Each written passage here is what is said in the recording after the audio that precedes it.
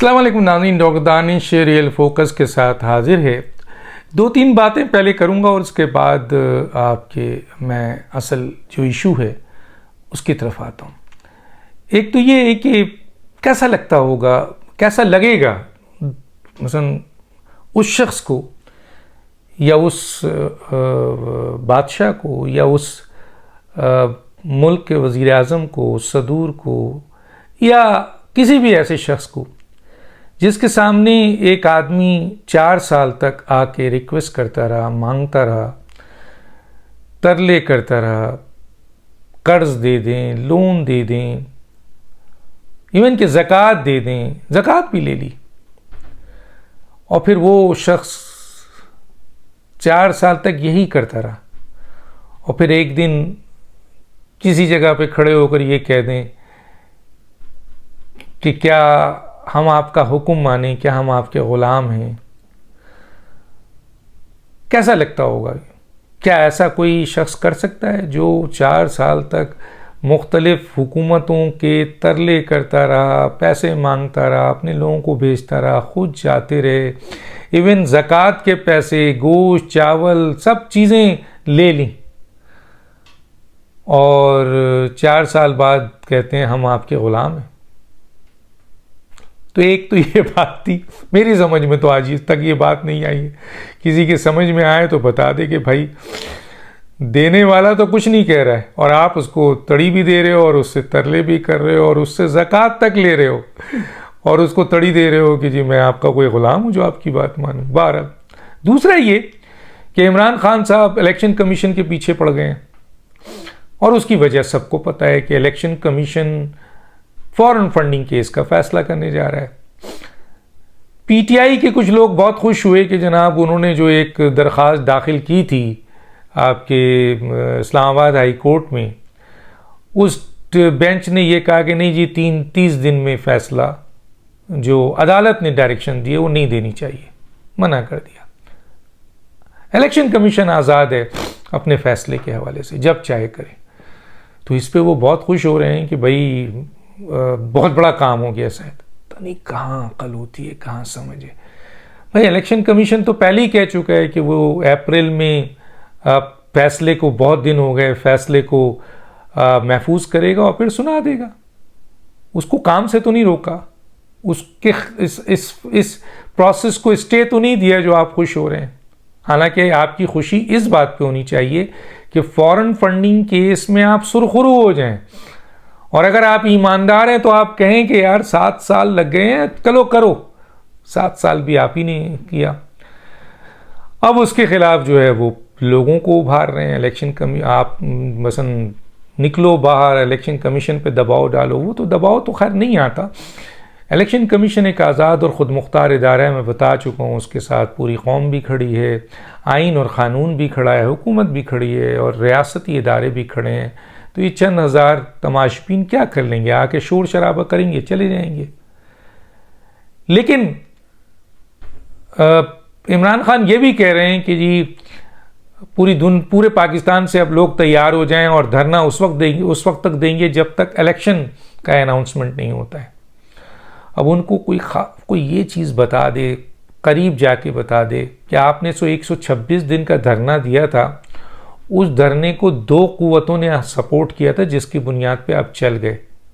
एक उस वक्त की इस्टेब्लिशमेंट ने आउट ऑफ वे सपोर्ट किया, दूसरा बल्कि 3 दूसरा मीडिया ने आपके चंद हज़ार को कई हज़ार करके दिखाया।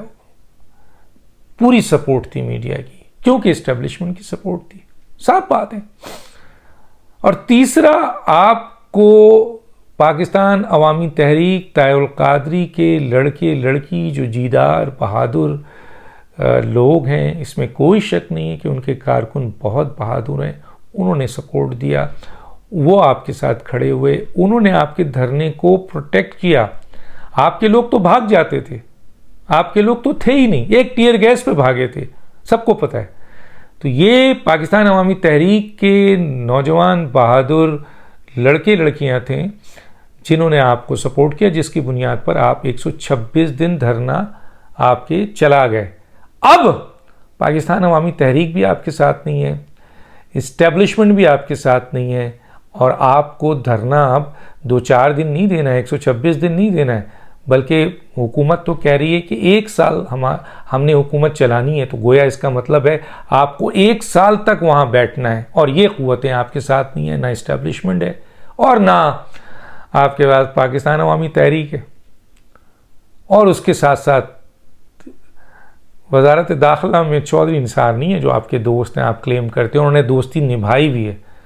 अब राना सनाउल्लाह हैं जिनके बारे में आप भी जानते हैं, और वो रिक्वेस्ट कर रहे हैं कि कब से धरना शुरू कर रहे हैं। तो ये 2 बातें थी। इलेक्शन कमीशन को आप मुतनाज़ा करना चाह रहे हैं, आप धमकियां दे रहे हैं, आप उनको जल्द आप लोगों को तमाशा वहाँ करवा रहे हैं, और इस तरीके से आप उनको चीफ इलेक्शन कमिश्नर पे इल्ज़ामात लगा रहे हैं, अदालतों में जा रहे हैं, जाते रहे। चीफ इलेक्शन कमिश्नर और इलेक्शन कमीशन ने 2 टोक कह दिया है कि हम अपनी आइनी और क़ानूनी जिम्मेदारी निभाते रहेंगे, हमें इन जल से जुलूस से कुछ नहीं लेना। चीफ जस्टिस ऑफ पाकिस्तान अता बंदयाल साहब ने भी वाज़ेह तौर पे कहा था कि 15,000 लोग पाकिस्तान में आइन और क़ानून को नहीं रोक सकते काम करने से। तो आप ये जो तमाशा लगा रहे हैं और ये जो शोर मचा रहे हैं, आप समझ रहे हैं कि और आपको पता है कि आपके जो फॉलोअर्स हैं, फ़ैन फॉलोअर्स हैं, उन्होंने न जेल देखी है, न फांसी देखी है, न टीयर गैस देखा है, न मुकदमात देखे हैं, ना आपने देखे, ना आपके लोगों ने देखे। एक तरफ आपके ख़िलाफ़ मुकदमात की सीरीज़ आ रही है, आहिस्ता आहिस्ता चीज़ें। पहला रेफरेंस तो मेरा ख़्याल है तोशा खाना पे बनने वाला है, जो आपको उस पर आपकी नाअहली बनती है। इसके अलावा फ़ॉरेन फंडिंग केस अब रेगुलर बुनियादों पे होगा। मेरा ख्याल है 25, 26, 27, 28 ये डेट अनाउंस भी है रेगुलर बुनियादों पे।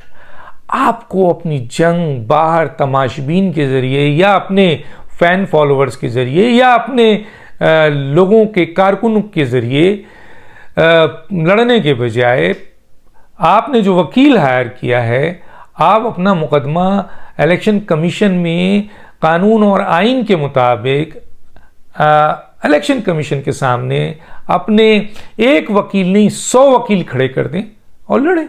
कौन मना कर रहा है? साबित करें।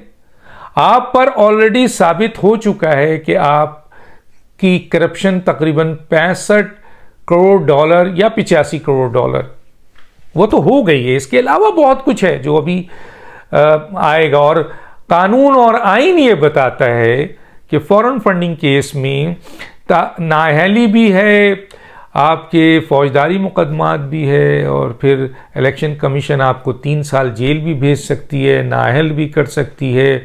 इसके अलावा आपके उन लोगों को भी जो कि इसमें शामिल हैं, अहम तरीन लोग, उनको भी जेल हो सकती है, और फिर हुकूमत यानी फेडरल गवर्नमेंट इस पे एक्शन लेगी। आप ऑलरेडी आइन शिकन है, फेडरल गवर्नमेंट इस पे एक्शन ले सकती है, और सुप्रीम कोर्ट ने उसमें मोहर लगाया हुआ है। मैं बार बार बताता इसलिए हूं कि आपको याद दिलाता हूं कि आप बहुत कमज़ोर विकेट पे हैं, कमज़ोर विकेट में हैं, और हर तरफ आपके बॉल को कैच करने के लिए लोग तैयार हैं, और फिर भी आप जो हैं वो धमकियां दे रहे हैं, तड़ियां दे रहे हैं और करें। देखिए जो काम कर आपने बहुत शोर मचाया 4 साल तक, ये चोर हैं, डाकू हैं, चोर हैं, डाकू हैं, चोर है। प्रेस कॉन्फ्रेंस आपके लोग पेपर लहरा रहे हैं, ये कर रहे हैं, चीख पुकार था। आप इनको देख रहे हैं, मैं आपको कंपैरिजन बता रहा हूं, ये चीख पुकार नहीं रहे हैं। हाँ, एक आख इनके वजीर जिनका काम है जरूर कर रहे हैं, लेकिन वजीर आजम लेवल पर और दूसरे अहम तरीन लेवल पर कोई चीख पुकार नजर आ रही है आपके खिलाफ? अपना काम कर रहे हैं, आपके लिए खिलाफ दस्तावेजात जमा कर रहे हैं, वादा माफ गवाह जमा कर रहे हैं, आपके खिलाफ आपके डॉक्यूमेंट्री प्रूफ जमा कर रहे हैं, आपके खिलाफ आहिस्ता आहिस्ता केसेस बना रहे हैं। आपने क्या किया? शोर मचाया, चोर डाकू, और शहजाद अकबर और पूरी काबीना को आपने इसी काम पे लगाया। 4 साल बाद रिजल्ट क्या निकला? 0। आज आप बशीर मेमन साहब जिनके ऊपर आप ने इल्ज़ाम लगाया सिर्फ इस बुनियाद पे कि उन्होंने आपके गैर आइनी गैर कानूनी काम को मानने से इनकार किया, आपने इनके साथ इंतकामी कार्रवाई कर दी। आज FIA ने उनको क्लियर कर दिया। क्या इज्जत रह गई आपकी? 4 साल में एक आदमी 1 रुपया नहीं ला सके, क्या इज्जत रह गई? अभी भी चीख रहे हैं। तो चीखने चिल्लाने से कुछ नहीं होता। फ़र्क देखें, ये मौजूदा हुकूमत भी चीख सकती है क्योंकि उसके पास बहुत सारे केसेस है, फॉरेन फंडिंग से लेके मालम जब्बा से लेके रिंग रोड से लेके चीनी चोर, आटा चोर, पता नहीं क्या क्या चीज़ें हैं, LNG है, वैक्सीनेशन का पैसे हैं, और जंगलात है, फरा गुज्जर हैं, और इलीगल सोसाइटीज़ हैं, और बहुत कुछ है, VRT है। लेकिन वो शोर मचा रहे हैं? नहीं मचा रहे, क्योंकि जो करने वाले लोग होते हैं ना, काम करने वाले सॉलिड, वो खामोशी से काम करते हैं। फिर बोलता कौन है? सुप्रीम कोर्ट बोलती है। फिर बोलती कौन है? अदालत बोलती है। इंसदाद व गैर दहशतगर्दी की अदालत बोलती है, फिर हाई कोर्ट बोलती है, फिर सुप्रीम कोर्ट बोलता है। तो ये संजीदा काम होता है। और अभी भी आप चीख रहे हैं, आपके चीखने से आप समझ रहे हैं कि जी मैं चीखूंगा, लोगों को लाके खड़ा करूंगा, धरना दूंगा, उसकी औकात मैंने बता दी है। इसके साथ साथ एक बहुत अहम खबर वो ये है कि जनाब PTI में बहुत बड़ी तादाद लोगों की ऐसी हो गई है जो ये कहती है इमरान खान पे कि आप शेख रशीद को अपने से फ़ौरन अलग करें, क्योंकि ये मुल्क के ख़िलाफ़ भी है, ये हमारे इदारों के ख़िलाफ़ भी बोल रहा है अब है। और अब ये शख्स पाकिस्तान तहरीक इंसाफ की हुकूमत को डुबोने में और आपको डुबोने में इसका अहम किरदार है। इस शख्स को फौरी तौर पर जो है वो इसकी साथ अलहदगी से ऐलान किया जाए। ये एक बड़ा डेवलप हो गया है बहुत PTI के मुखलिस कारकुनों में भी, और मुखलिस उनके जो लीडर्स हैं वो ये बात कह रहे हैं कि इस शख्स का अब गुजारा, जिस तरह तमाम सियासी जमातों ने और गेट नंबर 4 ने निकाल के बाहर फेंक दिया है, इस तरह आप भी फेंक दें। अब इमरान खान क्या करते हैं? अगर इमरान खान अकल से काम लेते तो आज उनकी हुकूमत चल रही होती। और दूसरा, PMLN या इत्तेहादी हुकूमत के लोग अब ये कह रहे हैं कि ये शख्स अब काबिल कबूल नहीं है, क्योंकि ये खाना जंगी करवा रहा है, और ये शख्स जो है वो आपके मुल्क और इदारों के ख़िलाफ़ बोल रहा है, इवन अब फ़ौज के ख़िलाफ़ बोलना शुरू कर दिया है। तो इसको इसकी सज़ा, यानी इसका हिसाब बनना चाहिए, इसको छोड़े नहीं किसी भी सूरत में। ये PTI के लोगों का भी और जो इत्तेहादी हुकूमत है, इन दोनों का मैंने बता दिया। और इस शख्स का के सिलसिले में भी मैंने जैसे बताया था कि फ़ाइलें बन रही हैं, कुछ वीडियोज़ हैं जो आनी हैं UK और इस्लामाबाद में जो फार्म हाउस है उसके हवाले से, ये भी मैं बता चुका हूँ। और अहम तरीन चंद केसेस हैं करप्शंस के और रेलवे के जो आने हैं सामने। तो जिस तरह मैंने कहा कि ये हुकूमत अपना काम कर रही है, और हिसाब के लिए वो उन इदारों को और उन लोगों को लगा चुकी है काम में जिन्होंने लाना है, शोर नहीं मचाना है। हाँ, एक हद तक कौम को बताया जाएगा, लेकिन जिस तरह आपने शोर मचाया और रिजल्ट ज़ीरो था, ये वो नहीं। और ख़ुद राना सनाउल्लाह भी कह चुके हैं कि हम आपको उस वक्त गिरफ्तार करेंगे जब हमारे पास ठोस सबूत होंगे, उससे पहले नहीं। वरना वो भी कर सकते थे आपको गिरफ्तार, क्या कर लेते आप। और आज आपके साथ कौन खड़ा है? कोई भी नहीं खड़ा है। तो ये देख लें। और यहाँ तक, और वो आपके कुछ लोग कहते हैं अल्लाह अल्लाह, देखें अल्लाह ने आपको इज़्ज़त दी, वो मुकाम दिया और वहाँ से गिराया है। तो अल्लाह इज़्ज़त दे के गिराता नहीं है, फिर गिराता उसको है जो तकब्बुर में आ जाता है, जो घुमंड अकड़ में आ जाता है। फिर अल्लाह मियाँ कहता है कि मेरे सामने तकब्बुर लो, फिर दिखाता हूँ मैं, और आपको दिखाया। अब फिर अल्लाह अल्लाह ना करें आप। ये अल्लाह ही की कुछ इनायत है जो इस मुल्क जो है वो दिवालिया होने से बच गया। अहम तरीन मौशी माहिरीन ये बता रहे हैं। किसी दिन मैं पूरी मौशी कैलकुलेशंस और आपको दिखाऊंगा क्या फ़र्क और क्या सूरत हाल है। डॉक्टर दानिश को याद दीजिए। अल्लाह हाफिज़।